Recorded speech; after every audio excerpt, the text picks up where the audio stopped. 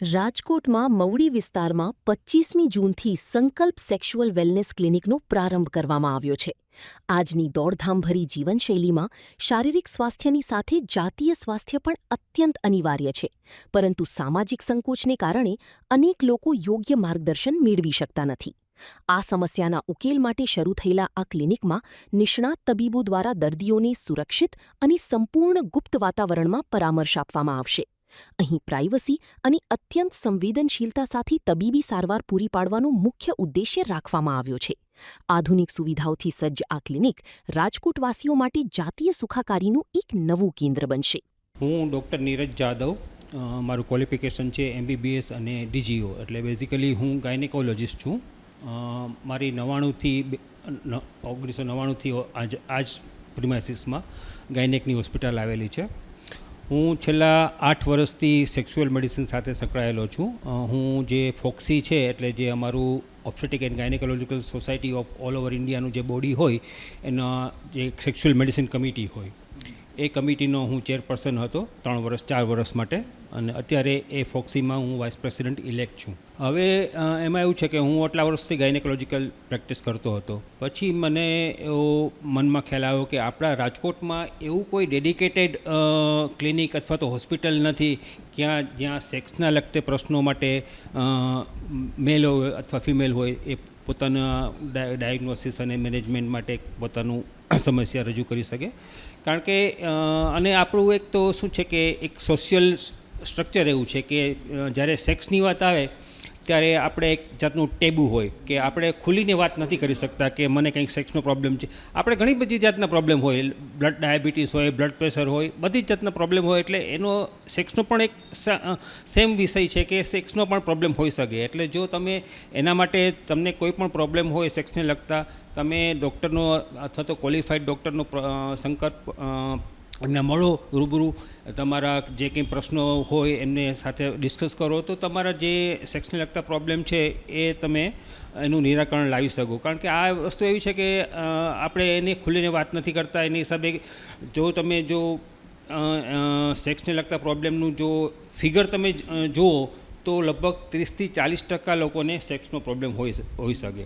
એટલે દર બીજી કે ત્રીજી વ્યક્તિ તમે મળો એને ક્યારે ને ક્યારે સેક્સને લગતા પ્રોબ્લેમ હોઈ શકે, પણ એ લોકો ખુલીને વાત નથી કરી શકતા અને એ લોકો એની હિસાબે અંદર પ્રોબ્લેમ રાખીને બેઠા હોય છે. એટલે એના માટે મને લાગ્યું કે રાજકોટમાં આવી એક હોસ્પિટલ અથવા ક્લિનિકની જરૂર છે કે જ્યાં આ ટાઈપના પ્રશ્નોને આપણે સારી રીતે ટેકલ કરી શકીએ. આપણે ત્યાં સામાન્ય રીતે ઇરેક્શનના લગતા પ્રશ્નો હોય જેને ઇરેક્ટાઇલ ડિસ્ફંક્શન કહેવાય, પ્રીમેચ્યોર ઇજેક્યુલેશન એટલે જે વીર્યસ્ખલન છે એ જલ્દીથી જવું, અને જો સ્ત્રીઓની વાત કરીએ તો એ લોકોમાં સંબંધ દરમિયાન દુખાવો થવો અથવા તો એ લોકોને જે સેક્સની ડિઝાયર હોય એ ઓછી હોય, એ ટાઈપના પ્રશ્નો સામાન્ય રીતે બહુ કોમન હોય છે.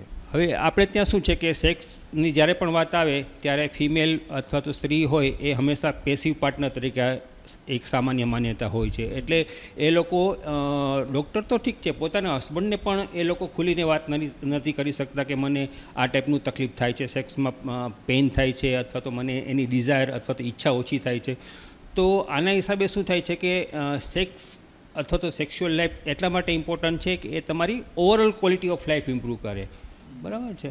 જો સેક્સને લગતા પ્રશ્નો તમે એનું નિરાકરણ લાવો તો એની હિસાબે એન્ઝાયટી થઈ શકે, ડિપ્રેશન થઈ શકે, અને તમારા શરીર ઉપર એની લાંબા ગાળે ઘણી બધી અસરો સેક્સના હિસાબે થઈ શકે. એટલે આમાં શું વસ્તુ છે કે આપણે ત્યાં અત્યારે ડિજિટલ મીડિયા અથવા તો મોબાઈલને આમાં જે ઇન્ટરનેટ હોય એની હિસાબે પોર્નોગ્રાફી બહુ યુવાનોમાં બહુ કોમનલી એ લોકો જોતા હોય છે. એટલે એ લોકોના મનમાં સેક્સને લગતા ઘણા બધા વિચિત્ર ખ્યાલો હોય છે અથવા તો મિસ જેને કહેવાય એ ટાઈપને હોય છે. એટલે ખરેખર મોટાભાગના કેસીસમાં ખરેખર પ્રશ્ન નથી હોતો, પણ એમનું ખાલી એક માન્યતા હોય છે કે મને જલ્દી ડિસ્ચાર્જ થઈ જાય છે. કારણ કે જો તમે સામાન્ય પણ ગણો કે મેનનો જે પીરિયડ હોય એ 2 થી 3 મિનિટનો હોય. 2 થી 3 મિનિટમાં તમારું ઇજેક્યુલેશન અથવા તો સ્ખલન થઈ જાય. પણ પોર્નોગ્રાફીના હિસાબે એ લોકો જોતા હોય કે 20 મિનિટ 25 મિનિટ સુધી એ લોકો સેક્સ કરી શકતા હોય, પણ ખરેખર એ બધી ગેરમાન્યતા હોય છે. એટલે આ બધી વસ્તુઓની હિસાબે આપણા ત્યાં સ્કૂલ કે કોલેજમાં સેક્સ્યુઆલિટી એજ્યુકેશન નામનો કોઈ કન્સેપ્ટ નથી. એટલે એને હિસાબે ઘણી બધી ગેરમાન્યતાઓ પ્રવૃત્તિ હોય છે. એટલે ખાસ જરૂરી છે કે આપણે સ્કૂલ અને કોલેજમાં આના એજ્યુકેશનને લગતી પણ ખાસ પેલું પ્રસાર કરીએ આપણે એના માટે. હવે જો અસ્તમૈથુન માટે પણ ઘણી બધી ગેરમાન્યતાઓ છે. અસ્તમૈથુન એ સામાન્ય પ્રક્રિયા છે. જેમ આપણને ભૂખ લાગે ત્યારે આપણે કશું ખાઈએ, તરસ લાગે તેમ પાણી પીએ. એ જ રીતે અસ્તમૈથુન એક કુદરતી આવેગ છે. એટલે એમાં લોકોના મનમાં ઘણા જૂના ખ્યાલ હોય છે કે 100 ટીપા લોહી બરાબર 1 ટીપું વીર્યનું. એ ખરેખર હોતું જ નથી. સામાન્ય રીતે જો તમે તમારું વીર્ય બહાર ના કાઢો તો પણ એ નેચરલી એક્સપાયર થઈ જવાનું છે. એટલે મેસ્ટ્રુબેશન એક એવી વસ્તુ છે કે જેનાથી કોઈ જાતનું નુકસાન થતું નથી. હા, એને હિસાબે તમારી ડેઇલી લાઈફમાં તમે સતત એના વિચારો આવ્યા કરે, તમારું કોન્સન્ટ્રેશન એના હિસાબે ભંગ થયા કરે, એવું કશું થાય તો તમારે એના માટે સારવાર લેવી પડે. બાકી અસ્તમૈથુન અથવા તો મેસ્ટ્રુબેશન એ કોઈ ખોટી વસ્તુ નથી. સેક્સ્યુઅલ લાઈફની અત્યારે શું વસ્તુ છે કે ઓવર એક્સપોઝર ઘણું બધું છે મીડિયાને હિસાબે. એટલે એને હિસાબે ઘણી બધી ગેરમાન્યતાઓ છે. એટલે તમે ઇન્ટરનેટ ઉપર જુઓ તો ઘણી બધી વસ્તુઓ જોવા મળે. બધી વસ્તુઓ 100% સાયન્ટિફિક નથી હોતી. એટલે તમને કોઈ પણ પ્રોબ્લેમ હોય, કોઈ પણ ક્વેશ્ચન હોય સેક્સને લગતો, તમારે ક્વોલિફાઈડ ડૉક્ટરને મળવું જોઈએ. અને નિસંકોચપણે તમે જો ડૉક્ટર સાથે વાત કરશો તો તમારા જે પણ પ્રશ્નો છે એ સોલ્વ થઈ શકે.